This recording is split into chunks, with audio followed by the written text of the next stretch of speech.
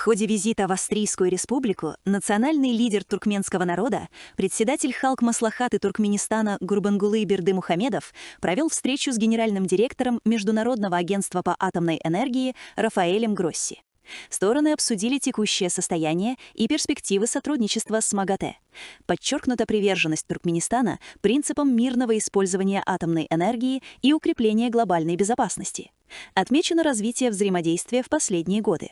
В числе ключевых направлений – здравоохранение, где при поддержке агентства внедряются современные методы диагностики и лечения, а также совершенствуется система борьбы с заболеваниями. Обсуждены вопросы расширения международно-правовой базы.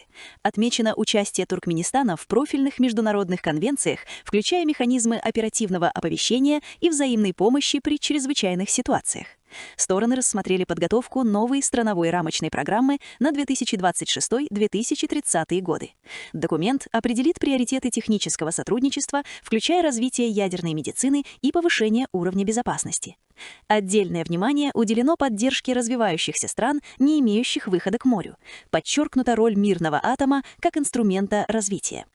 Герой Аркадак предложил провести в Ашхабаде региональный форум высокого уровня, приуроченный к датам, связанным с договором о зоне, свободной от ядерного оружия в Центральной Азии и вступлением Туркменистана в МАГАТЭ.